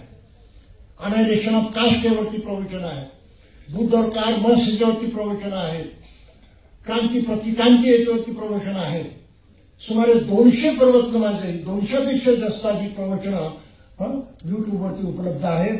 जर आपण घरात बसून ती ऐकली तर बाबासाहेबांचे सारे ग्रंथ शिकल्यासारखं होऊन जाईल. बुद्ध आणि त्यांचा धम्म शिकाल तुम्ही, क्रांती प्रतिक्रांती शिकाल, जाती निर्मूलन शिकाल, बुद्ध और कार्ल मार्क्स शिकाल. घर बसल्या शिकण्याची तेवढी सोय मी केलेली आहे. कृपया आपण युट्यूबवरती ते पहा, ऐका आणि घरात बसल्या का व्हायला पण शिका. शिकायचं थांबू नका. तर बंधू आणि भगिनींनो, अंततः आपल्याला एवढी विनंती आहे की आपण बाबासाहेबांचे औरस पुत्र बनावं, औरस कन्या बनावी आणि त्यासाठी पाली नाव धारण करावं. पाली नाव असं आहे, आपण बाबासाहेब बोधिसत्व म्हणतो. बुद्धाच्या नंतरची ती अवस्था आहे, त्याची ती योग्यता आहे, त्यांचं ते श्रेष्ठत्व आहे. त्याला आपल्याला कमी करायचं नाही. म्हणून बोधिसत्व म्हणून त्यांच्याकडे पाहायचं आणि त्यांचा वारसा चालवण्यासाठी सिद्ध व्हायचं. आणि म्हणून आपण स्वतःला ह्या ज्या 5 गोष्टी आपल्याला सांगितल्या कमीत कमी आपण ऐकल्या पाहिजे. त्या ऐकण्याची प्रतिज्ञा करण्याची, दीक्षा घ्यायची, प्रतिज्ञा करण्याची आणि स्वतः बोधिसत्व तनय बनायचं. बोधिसत्व तनय म्हणजे बोधिसत्वाचा पुत्र. अधिकृत वारसा चालवायचा, त्या विचारांचा प्रत्यक्ष करून त्याच्यामध्ये आळंटळण करायचं नाही. आणि महिलांनी बोधिसत्व तनया बनायचं आहे. फार मोठा वारसा आपण चालू शकतो. आपण बाबासाहेबांच्या वारशाचे हकदार बनावेत, अधिकारी बनावेत अशी माझी इच्छा आहे. आणि आपण ते करावं अशी अपेक्षा बाळगतो. आपण शानदार समारंभ आयोजित केला. आपण सर्वांना धन्यवाद देतो. आपण शांतीने सर ऐकलं म्हणून आपल्याला धन्यवाद देतो. आणि आपल्या सर्व आयोजकांनी इथे बरीच मोठी यादी आहे. ह्या सर्व बिहारच्या लोकांनी प्रयत्न करून हा कार्यक्रम आयोजित केला. त्यामुळे ते अत्यंत धन्यवादास पात्र आहे. त्यांनी हा पुढाकार जो घेतला ती फार महत्वाची गोष्ट आहे. पण तो पुढाकार घेतल्यानंतर पुढची वाटचाल कशी करायची त्याबद्दलच मी आपल्याला पुढे सांगितलेलं आहे. तर ते तेवढ्याच तीव्र केलं, तेवढ्याच गंभीरपणे लक्षात घ्यावं आणि बाबासाहेबांचा वारस बनण्यासाठी, अधिकृत वारस बनण्यासाठी, बोधिसत्व तनय बनण्यासाठी आपण पुढे यावं एवढीच अपेक्षा बाळगतो. त्यासाठी जी काही मदत मिळेल ती देण्यास मी तयार आहे. माझं केंद्र आता कर्जतला मी नागपूर सोडलेलं आहे. महाराष्ट्रात विद्यासन बाबासाहेबांच्या विचाराप्रमाणे जी सेमिनरी, बौद्ध सेमिनरी स्थापन करायची होती ती सेमिनरी मी एकट्यानं केलेली आहे. संपूर्ण भारतामध्ये कोणी ती सेमिनरी स्थापन केलेली नाही आणि ती सेमिनरी आता कर्जतला चालू आहे. आपलं स्वागत आहे. तिथे या, आरामात राहा, प्रशिक्षण घ्या. 10,000 पुस्तकं असणारी लायब्ररी माझ्याकडे आहे. प्रशिक्षणाची सोय आहे. आपल्याला एक पैशाचाही खर्च येणार नाही. जितके दिवस राहायचं तितके दिवस राहा. माझे पाहुणे म्हणून काही बिघडत नाही, परंतु प्रशिक्षण घ्या ही माझी विनंती आहे आणि आपण हे कराल अशा प्रकारची अपेक्षा बाळगतो. आपल्या सर्वांचं पुन्हा एकदा मनपूर्वक आभार मानून माझं हे लांबलेलं बोलणं इथेच थांबवतो.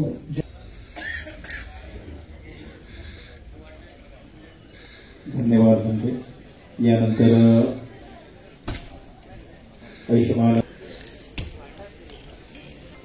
आपली प्रकृती ठीक नसतानाही आमच्या विनंतीला मान देऊन आपण आलात आणि आम्हाला अत्यंत योग्य शब्दात अशी धम्मदेशना दिलेली आहे आणि काय करावं काय करू नये, विहारांच्या प्रतिनिधींनी नेमकं काय केलं पाहिजे विहारात हे आपण सांगितलं. ते आमच्या शिरोधारी आहे. यापुढे विहार प्रशासन एवढ्या मोठ्या संख्येनं पाऊस असताना देखील गेली 4-5 तास उपस्थित आहात आणि शेवट अंत्यची धम्मदेशना ऐकण्यासाठीही आपण शांततेचं सहकार्य केलं आहे. आपल्या सर्वांचं खूप खूप आभार, धन्यवाद. बौद्ध समाज विकास महासंघ पिंपरी चिंचवड शहराच्या विभागावर धम्मदीक्षेचे कार्यक्रमही द्वितीय बौद्ध धम्म परिषदेस उपस्थित राहाल अशी अपेक्षा व्यक्त करतो.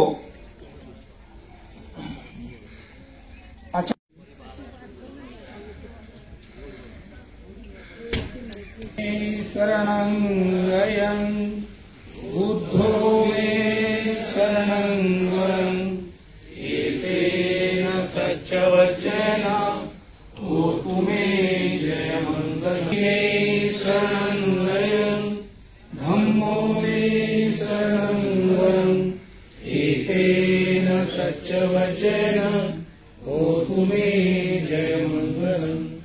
मत्ति मे शरणं अयं संघो मे शरणं वरं एतेन सच्चवचन होतु मे जय मंगलम्. नमो बुद्धाय, नमो धम्माय, नमो संघाय. साधु साधु साधु. धम्मं संघं जय भीम.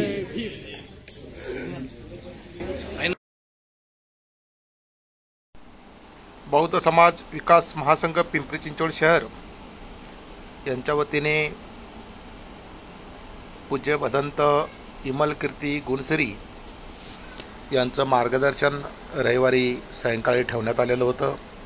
आजच्या रात्री वायशम हॉस्पिटलच्या समोर संत तुकाराम नगर या ठिकाणी त्यांचं या ठिकाणी मार्गदर्शन झालेलं आहे. यावेळी प्रचंड मोठी उपासक उपासिका, विहारातील सर्व कार्यकारिणी सदस्य पिंपरी चिंचवड शहरातील मोठ्या प्रमाणामध्ये या कार्यक्रमाला उपस्थित होते. प्रभावी असं मार्गदर्शन इमलकीर्ती गुणसरी यांनी केलेलं आहे. प्रवचन त्यांचं मार्गदर्शन झाल्यानंतर त्यांना वंदन करताना, त्रिवार वंदन करताना उपासक उपासिका या ठिकाणी आशीर्वाद घेताना पाहायला मिळत आहेत.